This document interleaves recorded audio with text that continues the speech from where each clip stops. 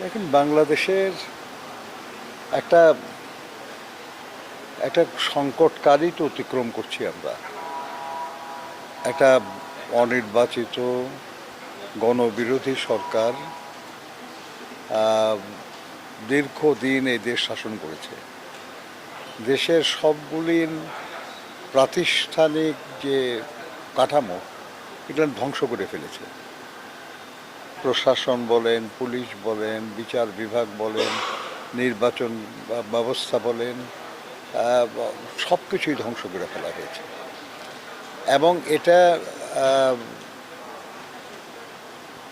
দেখাশোনার জন্য এবং এর পরিবর্তনের জন্য একটা অন্তর্বর্তীকালীন সরকার কাজ করছে, যারা নিজেরাও বলেন যে তাদের রাষ্ট্র পরিচালনার কোনো অভিজ্ঞতা নাই। আমি মনে করি তাদের আগ্রহ আছে, আগ্রহের কিন্তু এটা তো বাস্তব আর কি, যে স্বাভাবিক অবস্থায় রাষ্ট্র পরিচালনা যতটা কঠিন, এই ধরনের পরিস্থিতিতে এটা আরও বেশি কঠিন। অথচ সেই কঠিন কাজের দায়িত্ব পড়েছে এমন মানুষদের হাতে যাদের এই কাজটা করার অভিজ্ঞতা নাই। ফলে এটা নিজেই একটা সংকট। এরকম সংকট সমাধানের জন্য আমি বিশ্বাস করি আর কি, যে আন্তরিকতা, নিরপেক্ষতা এবং দৃঢ়তা,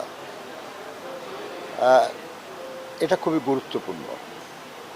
আর আরও ভালো হয় যদি সরকার কত দিনের মধ্যে কি কাজটা করতে চায় এটা যদি স্পষ্ট করে বলে এবং সেই অনুযায়ী যদি কাজ করে। কিন্তু আমরা দেখছি আর কি, যে এই ধরনের স্পষ্ট কোনো ঘোষণা কিংবা স্পষ্ট কোনো কার্যক্রম আমরা দেখছি না আর কি। কাজে এই ধরনের সমস্যা থেকে মুক্তির পথ একটাই, সেটা হলো সরকারের উচিত খুব স্পষ্ট করে বলা যে তারা এই কাজটি করতে চান, এত দিনের মধ্যে করতে চান, এইভাবে করতে চান। এবং যারা ফ্যাসিবাদ পতনে যুক্ত ছিলেন, যেসব রাজনৈতিক, সামাজিক, সাংস্কৃতিক সংগঠন, যে সাধারণ মানুষ যারা জড়িত ছিলেন, তাদের সকলের সমর্থন এবং সহযোগিতা নেওয়া দরকার।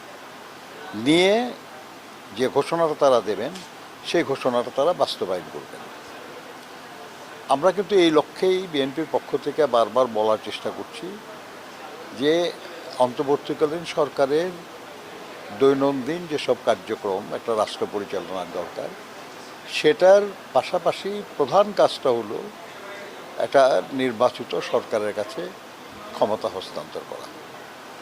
সেই নির্বাচন যাতে অবাধ, সুষ্ঠু, নিরপেক্ষ হয়, সেই জন্য যেসব সংস্কার করা দরকার, যেসব পরিবর্তন দরকার, খুব দ্রুত সেগুলো করে নির্বাচনের আয়োজনটা করাটা উচিত।